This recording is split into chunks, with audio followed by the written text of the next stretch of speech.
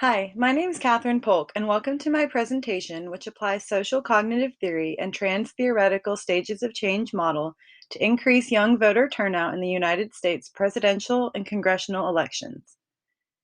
For the first time in American history, young generations outnumber older generations of voters.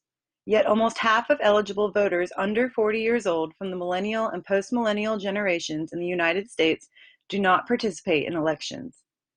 The young voter population my research paper targets are eligible voters born between 1980 and 2000.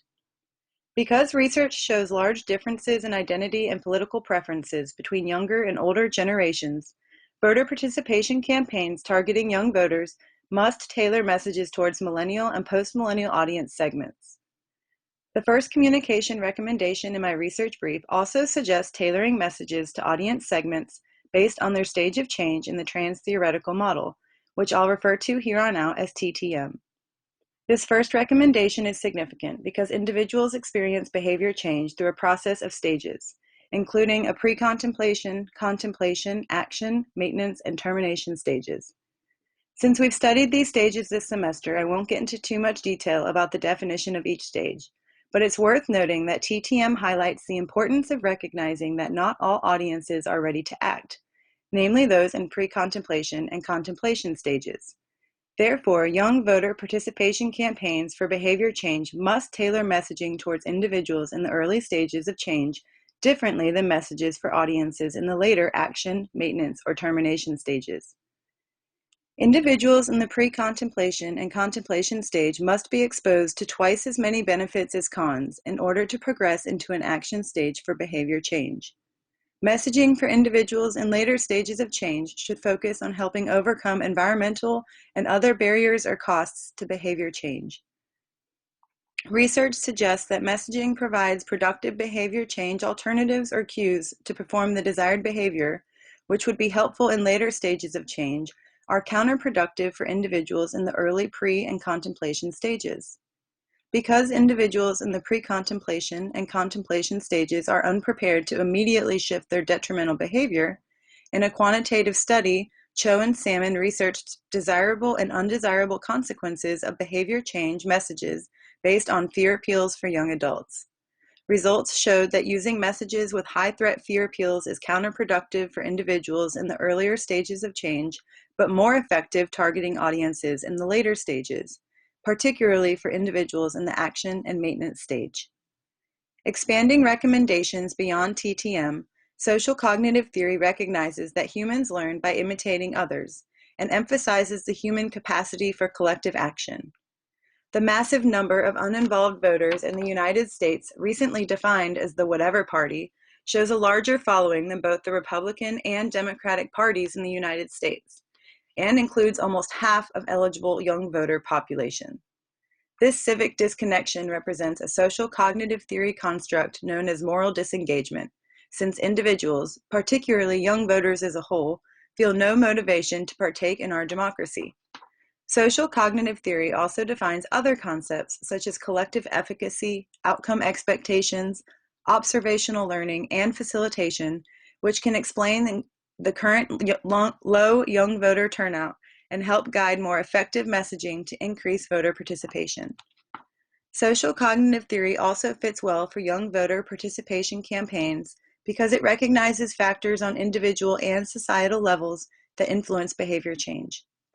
Therefore, the second recommendation in my paper suggests addressing the power of observational learning and reciprocal determinism by engaging children with parental voting and expanding high school civics education classes to better prepare youth voters to engage with elections and voting.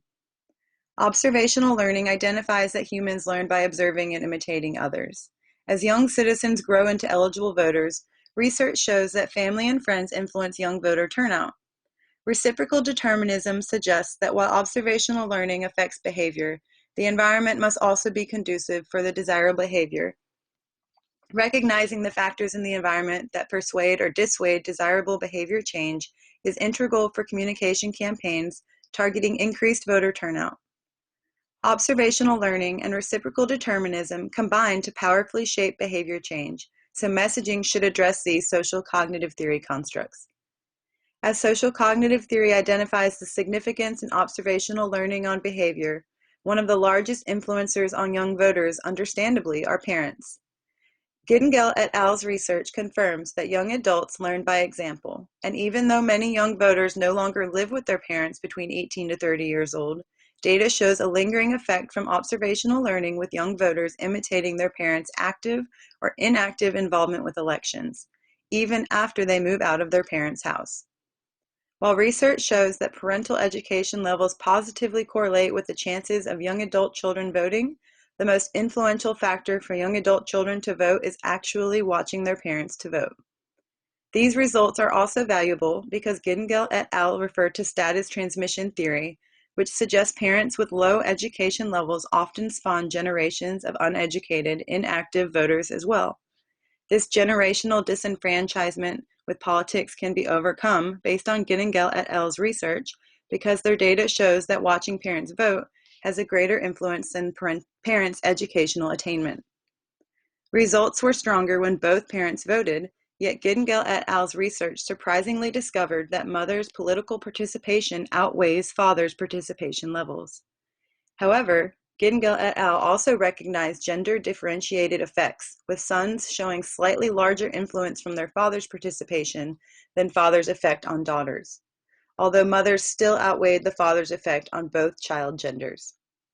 Regardless of which or how many parents modeled voting behavior, adult children voters from homes with parent voter participation are twice as likely to vote than children without parent voters. Because of inconsistent research findings on the link between absolute education and voter participation, 10 discovers absolute education does slightly increase voter participation, but relative education, which uses percentile rankings to compare an individual's education level with others of the same age, is a better predictor to behavioral intention to vote than absolute education.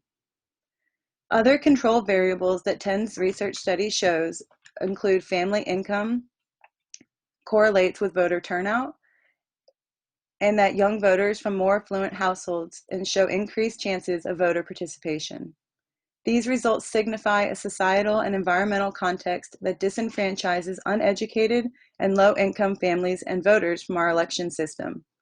Over time, expanding civics education in high school classes to better inform larger populations will positively influence distribution of political power in society, which positively influences reciprocal determinism and creates a culture that increases young voter participation and decreases marginalizing less educated and low-income voters. In conclusion, social cognitive theory and the TTM model provide valuable framework to guide communication campaigns targeting increased young voter turnout and ultimately a more fair election and government system in the United States. While I didn't have time today to include expanded social cognitive theory research on the effects of efficacy and outcome expectations on behavior change, research clearly supports acknowledging observational learning and reciprocal determinism to close the gap between active and inactive voters. Based on the research in this paper, voter participation is affected by other personal and societal variables as well, such as education and income levels, the registration process, perceptions of system fairness, senses of civic duty, preferences for outcomes and candidates, and group identity, all of which can be understood and addressed through a social cognitive theory empirical framework. Thank you for your attention. This marks the end of my presentation.